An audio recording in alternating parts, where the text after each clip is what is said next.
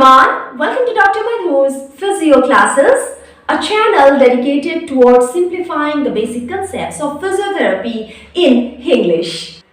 मेरे इस चैनल में आपको बहुत सारे वीडियोस मिल जाएंगे जहां मैंने फिजियोथेरेपी के बेसिक सब्जेक्ट्स के कुछ टॉपिक्स को एक सिंपल भाषा में आप तक पहुंचाने की कोशिश की है और मुझे लगता है हर फिजियोथेरेपी स्टूडेंट अगर उसे हिंदी आती होगी तो उसके लिए ये चैनल काफ़ी यूजफुल रहेगा। आज मैं आपसे बात करने वाली हूँ about time management in examination. Exam के दौरान जब आप एग्जाम लिख रहे होते हैं टाइम मैनेजमेंट बहुत ज़रूरी होता है, क्योंकि कभी कभार को स्टूडेंट्स के लिए क्या होता है वो पढ़ के सब जाते हैं, जो क्वेश्चंस आया हुआ होता है सब कुछ उन्हें आता है, लेकिन because of improper time management वो टाइम पे अपना सारा आंसर लिख नहीं पाते।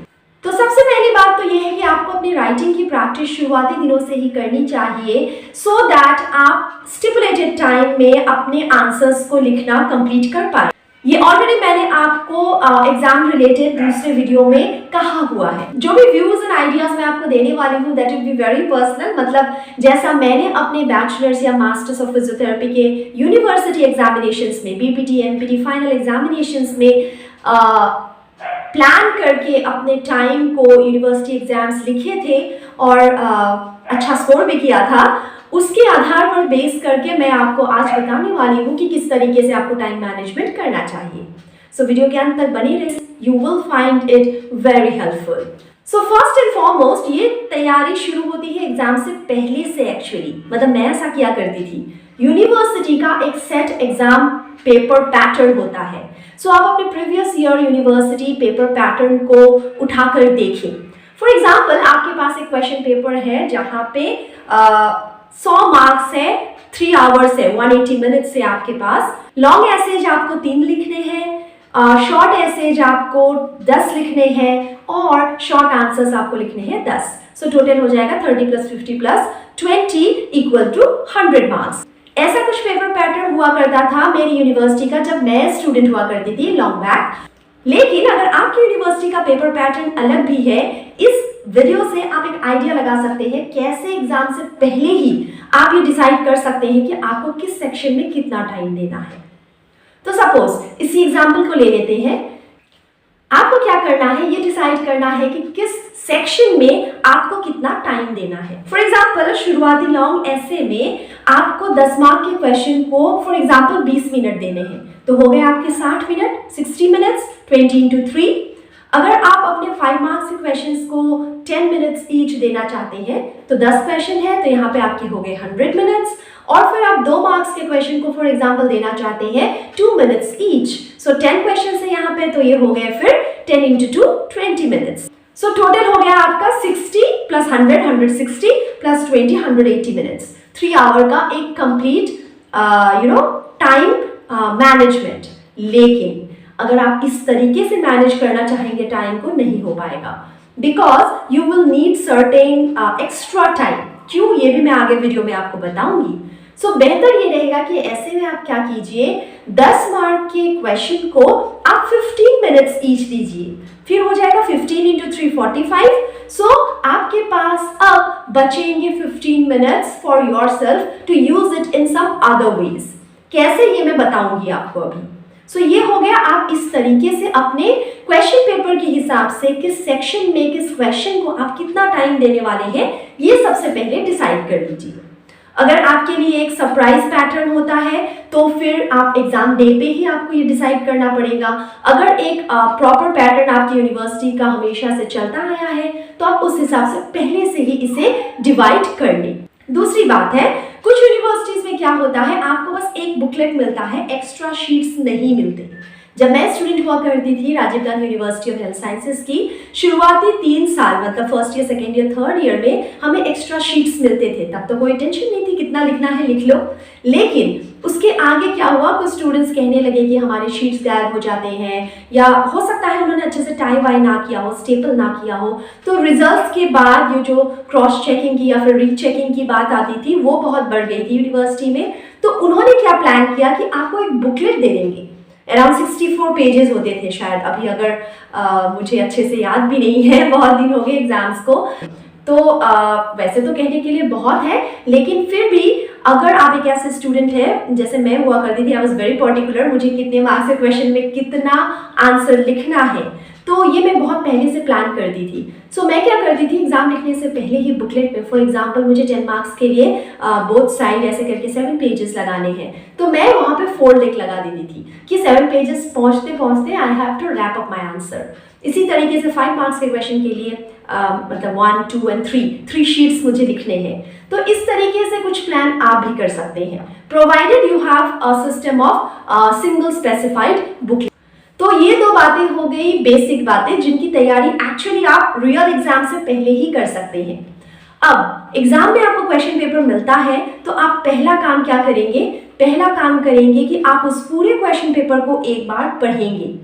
वो जो मैंने कहा था आपको 15 मिनट्स स्पेयर रखे थे आपने when you were scheduling time for your questions, उसमें से 5 मिनट आप इसमें यूटिलाइज कीजिए। शुरुआती 5 मिनट आप पेपर को पढ़ने में यूटिलाइज कीजिए। इससे क्या फायदा होगा, आपको पता चलेगा आप बेस्ट कौन से आंसर को जानते हैं। जिस आंसर को आप बहुत अच्छे तरीके से जानते हैं उसे मार्क कर लीजिए। आपको पहले वही आंसर्स लिखने हैं, क्योंकि आपको अपने पेपर चेकर जो इवैल्यूएटर होंगे आपके पेपर का, उन पे एक अच्छा इंप्रेशन क्रिएट करना है। और जब आप ऐसा कोई आंसर लिखते हैं जो आपको अच्छे से आता हो, ऐसे में आपकी कॉन्फिडेंस भी काफ़ी रहती है और आगे आप पेपर और अच्छे तरीके से लिख पाएंगे।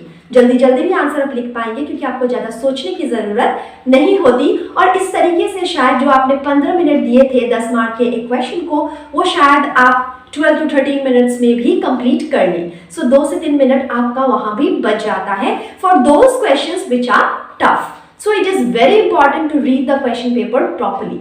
एक और बात है और इम्पोर्टेंस है क्वेश्चन पेपर को पढ़ने का कि कुछ क्वेश्चंस ऐसे होते हैं जिनका आंसर्स एक्चुअली आपको आता है, ज़रूरत होती है आपको क्वेश्चन को समझने की। क्वेश्चन को थोड़ा ट्विस्टेड मैनर में, थोड़ा डिफिकल्ट लैंग्वेज में आपको दिया जाता है to confuse you maybe. तो ऐसे में आप अगर अच्छे से पढ़ेंगे क्वेश्चन पेपर को, आपको क्वेश्चन अच्छे से समझ में आएगा, तभी तो आप आंसर लिख पाएंगे। अब आपने क्वेश्चंस देख लिया, आपने टाइम वगैरह सब कुछ डिवाइड कर लिया, आपने पेजेस वगैरह मार्क कर लिए। अब बात आती है जब आप लिखना शुरू करें, ये मत भूलिए कि आपको घड़ी बार बार देखना है। मतलब अगर आपने 10 मार्क के क्वेश्चन को 15 मिनट्स ही दिया हुआ है, तो 15 मिनट्स पहुंचते पहुंचते इधर आपको उस क्वेश्चन के आंसर को रैप अप करना है, या फिर आपको लगता है कुछ और बातें छूट गई हैं, आपको अभी याद नहीं आ रही, तो आप थोड़ा सा पेज छोड़ दें, एक दूसरे फ्रेश पेज से आप अपना दूसरा आंसर स्टार्ट करें, लेकिन डू दैट विदिन 15 मिनट्स, उससे ज़्यादा टाइम ना दें। एमपीटी के एग्जाम्स में खासकर जब मैं आंसर्स लिखा करती थी तो मैं लॉन्ग जो भी क्वेश्चंस आते थे, लॉन्ग क्वेश्चंस ही आते थे 20 मार्क और 10 मार्क के एमपीटी में, तो वैसे में क्वेश्चंस के आउटलाइन को मैं पहले लिखा करती थी। मतलब introduction, definition, for example characteristics, जो भी है उस पर्टिकुलर क्वेश्चन के हिसाब से। इससे क्या होता है, इस आउटलाइन को लिखने में आपको 2 से 3 मिनट एक्स्ट्रा जरूर लगेंगे, लेकिन फायदा ये होता है जब आप आंसर लिखे तो एक बार आपने जो आउटलाइन फ्रेम कर लिया है उसके हिसाब से आप लिखेंगे, और इससे आपको बार बार सोचने की जरूरत नहीं पड़ेगी कि next what to write, next what to write. और ये बहुत ही सही तरीका लगता है मुझे, क्योंकि आप बहुत प्रेजेंटेबल दिखते हैं अपने आंसर शीट में, और जो बंदा चेक कर रहा होता है आपके पेपर को, उनको भी समझ आती है कि okay this person knows what is the content of this particular question. So time का टाइम मैनेजमेंट हो गया और आपने अच्छा इंप्रेशन भी क्रिएट कर लिया कि आप जानते हैं इस टॉपिक के बारे में, so there are chances you will score better. अब मानिए आपने लिख के कंप्लीट कर लिया हो अपने क्वेश्चन पेपर के सारे क्वेश्चंस को, सो लास्ट में जो आपके और 10 मिनट बचे हुए हैं, मैंने आपको कहा था कि 15 मिनट्स आपको स्पेयर रखने हैं, तो 5 मिनट आपने एग्जाम के पेपर को शुरू में पढ़ने में बिता दिया, और 10 मिनट जो आपके बचे हुए हैं, स्पेयर 10 मिनट, उसको आप यूटिलाइज कीजिए to recheck all the answers. कहीं पे आपने अगर छोड़ा होगा थोड़ा सा पेज ताकि आप कुछ और लिख पाए, तो वहां पे आप लिख लीजिए, या फिर आप जो इंपॉर्टेंट पॉइंट्स हैं उनको भी अंडरलाइन कर सकते हैं। और एक बार सब कुछ चेक करने के बाद आपको ये पता चल जाएगा कि कहीं गलती से कुछ छूट तो नहीं गया। सो इस तरीके से आप अच्छे से अपना टाइम मैनेजमेंट कर सकते हैं according to the amount of time you are getting and according to the score या फिर क्वेश्चन पेपर मार्क्स। यहाँ पे मैं एक और बात बता दूं कि कुछ स्टूडेंट्स का क्या होता है, सपोज कोई इजी सा पेपर है, आपने जल्दी जल्दी खत्म कर दिया लिखकर, तो हौच पौच या हड़बड़ी में आप एग्जाम हॉल से बाहर ना जाए। अगर आपके पास आधा घंटा बचा भी हुआ है, आराम से बैठिए, सुकून से बैठिए, क्या पता आप किसी आंसर को और थोड़ा पॉलिश कर सकते हैं। सो गो फॉर दैट। फटाफट बाहर जाके कुछ याद आ गया, कुछ छूट गया, कुछ और लिख सकते थे, then you will feel guilty always. So I would say this are few tips from my side कि मैं किस तरीके से अपने आंसर्स को फ्रेम किया करती थी, लिखा करती थी, किस तरीके से टाइम को मैनेज किया करती थी in examination. And I feel it is very important for each and every student to manage time well in examination. Thank you so much for watching my channel. इसी तरीके से मेरे दूसरे टॉपिक्स को भी आप देख सकते हैं। अगर कंटेंट अच्छा लगे चैनल को सब्सक्राइब कीजिए और अपने फ्रेंड्स, सीनियर्स और जूनियर्स में शेयर भी ज़रूर कीजिए। Thank you so much. See you soon.